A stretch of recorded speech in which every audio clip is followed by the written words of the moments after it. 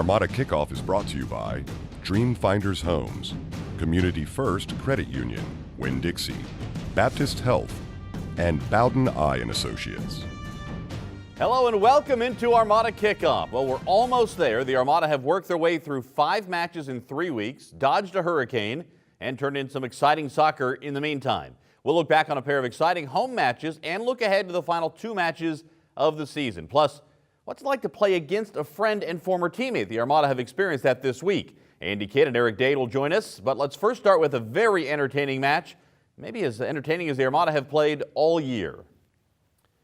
On its face, Saturday's match against the New York Cosmos may not have looked like one that would produce drama, but the Cosmos being the top of the NASL table, the Armada being at the bottom, still, the Armada had something to prove against a team that had beaten them by a combined 5-0 in 2 previous meetings this year. Things started out rather tame. 23rd minute, Cosmos on the attack in a 0-0 game. A save by Miguel Gallardo, but Yohandre Orozco puts it in to give the Cosmos the early edge. It's 1-0 at that point. Then second half, things started to get a little bit wild. Brian Burke making a long run down the right wing for Jacksonville.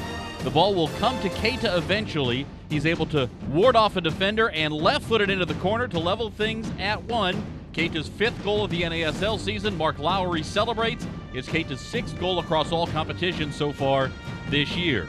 So the Armada are back to even. And then just less than 15 minutes later, Keita's shot parried away. But look at Zach Steinberger. Great skill here. He roofs it to give the Armada a 2-1 lead in the 79th minute. And the celebration is on.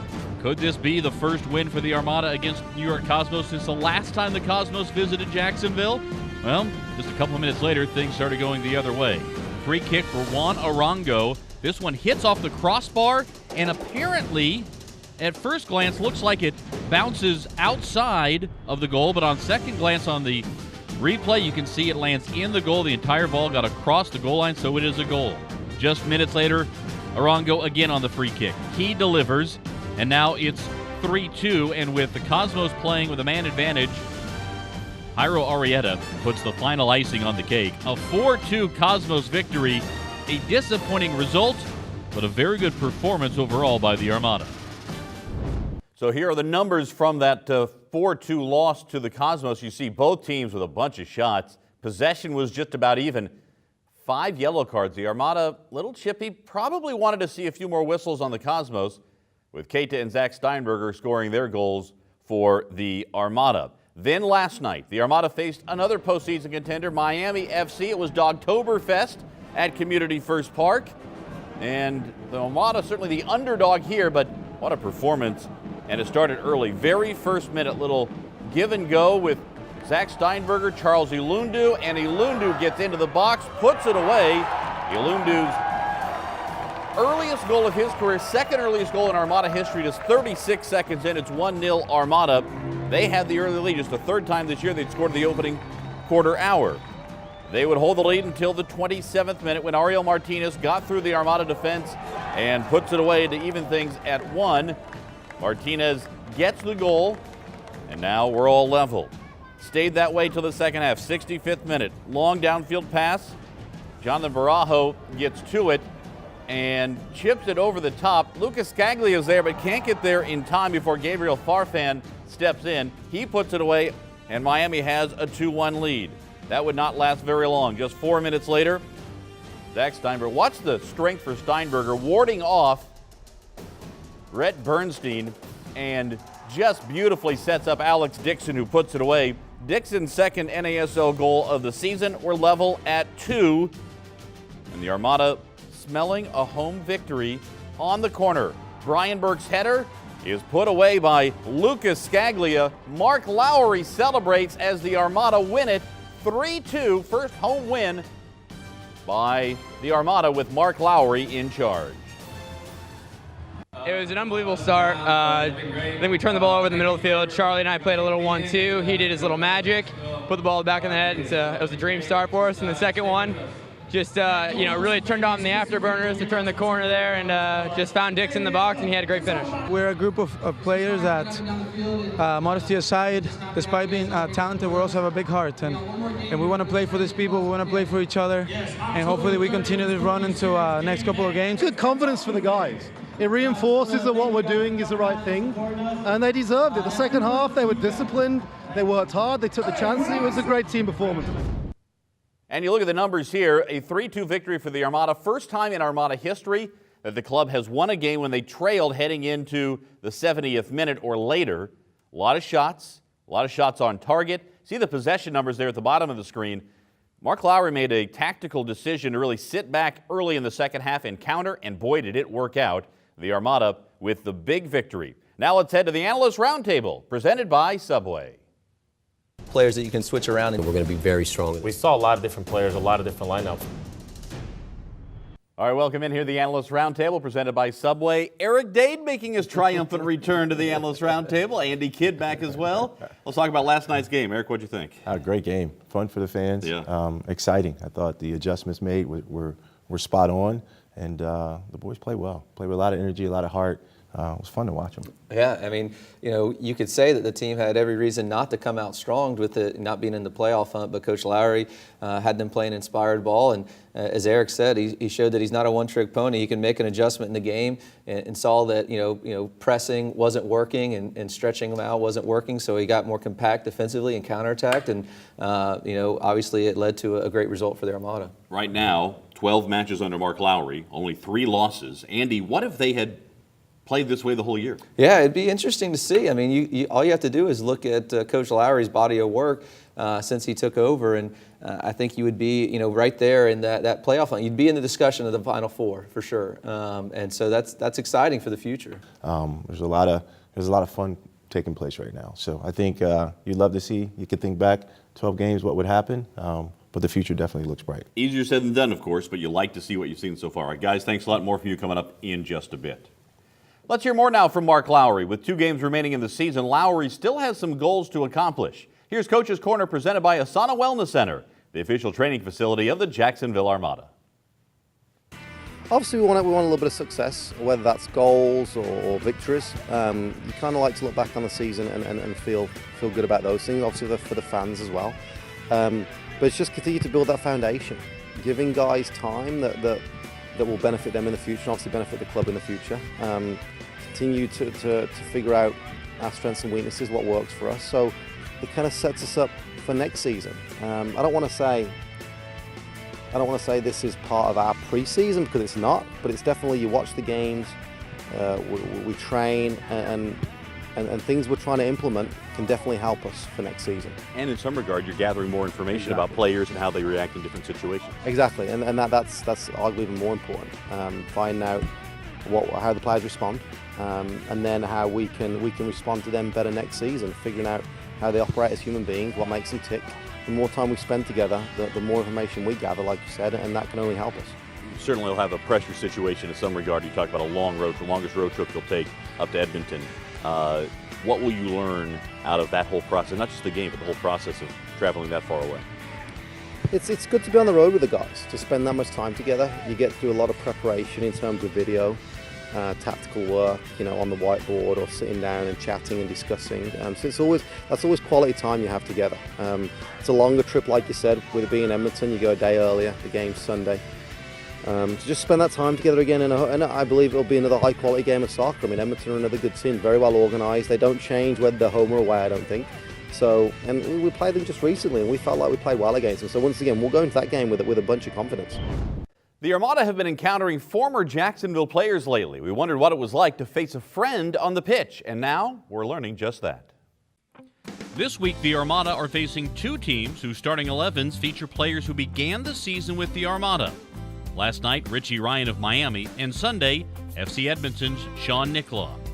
Many of the Armada players we spoke with admitted that it can make a little something extra in the matchup. Yeah, it gives you a little something.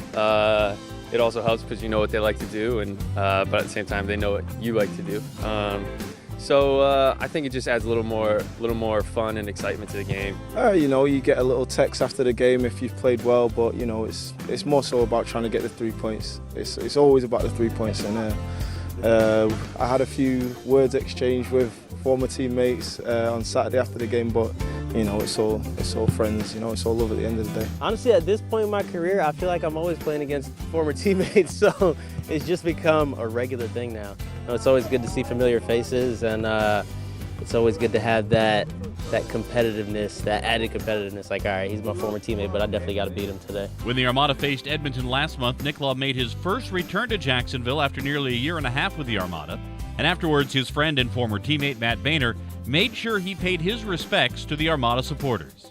Section 04 and just Jacksonville in general, you know, they appreciated, you know, what he put in for the team, and you know, so I was telling him to, you know, shake or you know, go give Section 04 a, you know, clap and everything like that, and so you know, it's always great to see him. Sunday will mark the first time that the Armada will travel to Edmonton since the trade that brought Jason Plumhoff to Jacksonville. It's a long haul, but the former Eddie had some advice for his teammates. Usually I wouldn't spend money on this, but you know the $50 neck pillows in the airport? I bought one, and I mean, I recommend it to anyone who's going on long travels.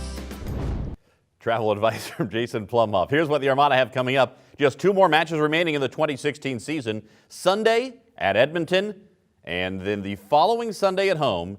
Fan Appreciation Day for the Armada against the Tampa Bay Rowdies. For tickets for that one, call 844-2-ARMADA or go online to armadafc.com.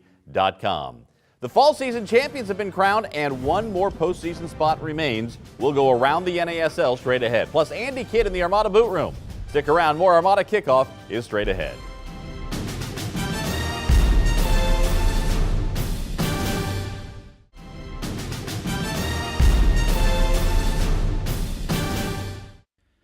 To enter for your chance to participate in the Winn-Dixie Bubble Battle, visit your nearest Winn-Dixie in your Armada gear, take a selfie, and post it to any of the Armada social media using the hashtag WinnDixieBB. 2 winners will be selected every Wednesday during a home match week. Assemble a team of 3, and you're ready for battle.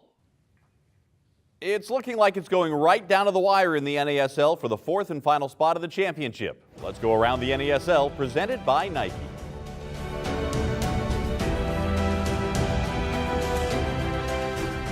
Let's start in Minnesota, where Christian Ramirez lengthened his lead in the goal-scoring chase. 2 goals for Ramirez in a 3-1 Minnesota United victory over FC Edmonton. Minnesota United winning their first game in more than a month. They're now in sole possession of 4th place in the combined standings. Fort Lauderdale Strikers, Puerto Rico FC. Strikers still in the hunt for the last remaining playoff berth after a 2-0 victory over PRFC. Jason Mora and Jose Angulo scoring for the Strikers. Indy 11 has now gone unbeaten in their last 17 straight home matches, dating all the way back to last year.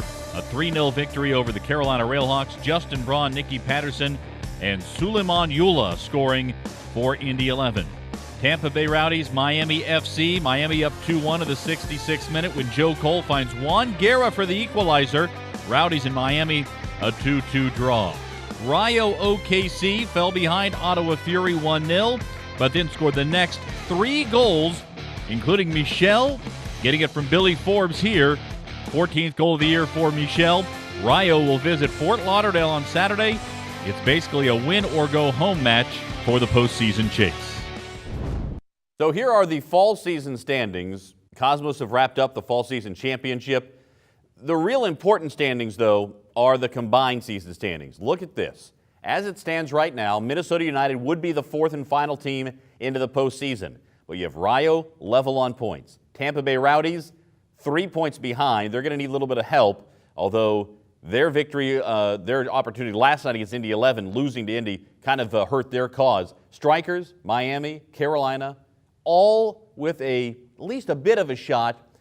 Right now, that may boil down to 2 teams, Minnesota United and Rayo OKC, for that that 4th and final spot in the NASL Championship semifinals. Now let's head to the Armada boot room, presented by MTech.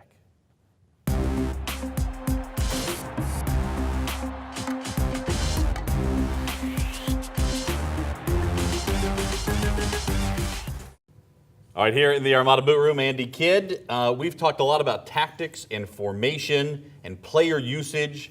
but you want to take it to the last and maybe most important step when you talk about winning soccer. Yeah, you can have all the tactics you want. You can have all the styles of play you want, but you got to have the players, and you got to have the players win some one-on-one battles. And what we're going to look at here is Zach Steinberger in particular, and see how he's come through for Coach Lowry in some moments where, you know, as a coach, it may not be tactical awareness. It may just be your player has to take it more personal and want to beat the player that he's going against. So we're going to look at a couple of clips here.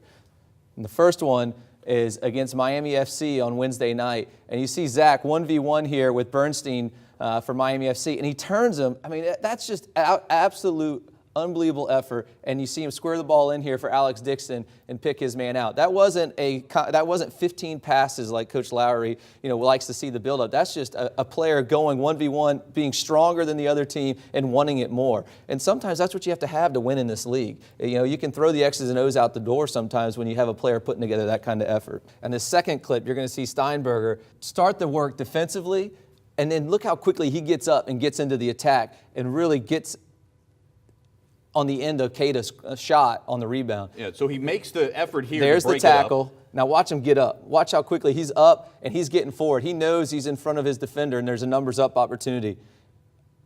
And it's a great composure to take that touch and hit it. That's just wanting it more than the other team right there. I mean, he's just getting in the box. He's beating the Cosmos defender to the ball. That's exactly what Coach Lowry wants. He was maybe half a step behind Keita when Keita took that first shot. The amount of ground he closed. Now that's quickness. You have to have that physically, but you also have to have that awareness. Watch where Steinberger is again here as Keita takes a shot, and look at the amount of space that he winds up closing on after the ball is parried away. You've got 4 Cosmos defenders ahead of him, and then here's Steinberger here creeping in.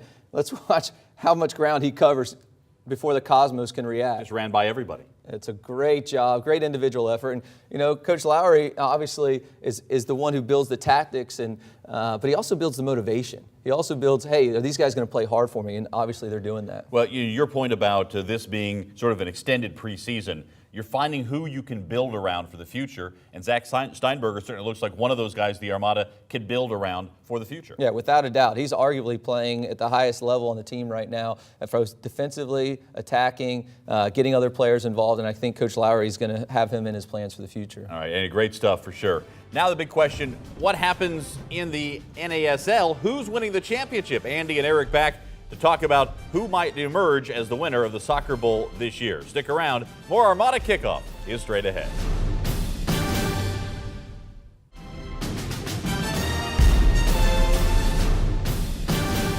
Now is the time to get your Armada season tickets renewed for 2017. If you haven't already done so, do it by October 22nd. Your chance to get a Skybox VIP experience. And if you renew by November the 4th, you may win a trip to the NASL Championship Finals. Call 844-2-ARMADA or go online to armadafc.com for more details. Your 2017 Armada tickets renew today. Players that you can switch around, and we're going to be very strong. We saw a lot of different players, a lot of different lineups. All right, welcome back in the Analyst Roundtable presented by Subway. Eric Dade, Andy Kidd. Let's talk NASL. That final playoff spot is available. Andy, who's going to get it? Well, I think, I'm going to go with the hot hand. Rayo's won 3 games in a row. They're really storming up the standings right now. And, it's kind of a streaky league, and you get on a hot streak, and they seem to be streaking at the right time. I don't disagree. I think Rayo. However, I'm going to go with Minnesota. I think Minnesota's it's a more enjoyable team to watch. Yeah, absolutely. So I'm going to go with the more enjoyable team to watch. He wants to see that open, flowing style. Yeah. Interesting with Rayo. This is a very veteran team, as is Minnesota. Rayo's got a lot of guys who haven't played in this league before. They've done well. Minnesota, they're about to go MLS. A lot of distractions there. Right. Both have some things to contend with here toward the end. We've seen most of the contenders lately against the Armada. Who are you going to pick to win the championship overall? I think you got to go with the favorite, the Cosmos. They're a good team. They're a good team. They're well coached. They've proven it year in and year out. So I'm going to go with the Cosmos. I would throw out there that Edmonton is a tough team to play against just because they sit in, and it's so frustrating to play against, and I think on any given day they can beat anybody. Yeah, the challenge for Edmonton is no home games in the postseason for them at this point, at least not in the first round. The Armada will play Sunday in Edmonton, and then come home to play Tampa Bay the following Sunday. Is this a good way to end the season for the Armada? It's a decent way to end the season. I think if I was Coach Lowry, I'd want to play the Cosmos in Miami again because it definitely suits the style of play that he wants to play that much better. I don't think Edmonton plays to the Armada's strengths as well. But the Armada on a pretty good roll right now. So finish on a home game against Tampa Bay, an in-state rival, would be fun. I agree. Edmonton's a tough place to go play. Not fun. Again, I agree with you, Mark Lowry. They love to open it up. Yeah. I'd rather finish it off with the Cosmos in Minnesota. You went up late as the interim coach last year to Edmonton. Wasn't snowing that day. It's been snowing lately in Canada. No, that was initiation on my part. It was not a fun trip and very difficult trip. It's long, obviously, takes a lot out of you. But you know what? The boys are in good spirits right now, and I think they'll go finish it off on a good note. All right, Eric Dade, Andy Kidd, thanks so much. Coming up, a look ahead to what's to come this week as the Armada prepare for their most distant road trip of the year. Stick around. More Armada Kickoff is straight ahead.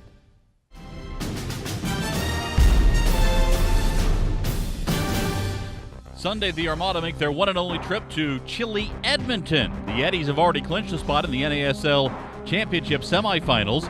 They will not win the spring or fall, but have clinched the third spot overall, so they'll be on the road to start. It'll be the third meeting between the two sides. Both previous meetings came in Jacksonville back in the spring, a 1-0 Eddies victory, and then just 3 weeks ago in Jacksonville, a 0-0 final on a Wednesday night. Well, the next home match is the last home match, Fan Appreciation Day. 4 o'clock kickoff at Community First Park for the Armada and the Tampa Bay Rowdies. Love to see the place packed to send off the 2016 season. Armada playing very good soccer right now. Call 844-2-ARMADA or go online to armadafc.com. Also want to let you know here just in that the Armada U23 squad is announcing open tryouts for the 2017 season January 21st and 22nd. Registration is limited to 150, so make sure you go online to armadafc.com and to get the details if you or someone you know wants to try out for the Armada U23 squad for 2017. You can always get the very latest on the Armada online at armadafc.com and on Sports Radio 930 as well. We have the Armada Coaches Show Mondays at 6 and the Armada Soccer Show Wednesdays at 6. Sunday, you can only see the Armada against FC Edmonton on ESPN3 starting at 4 p.m. Thanks for joining us right here on Armada Kickoff.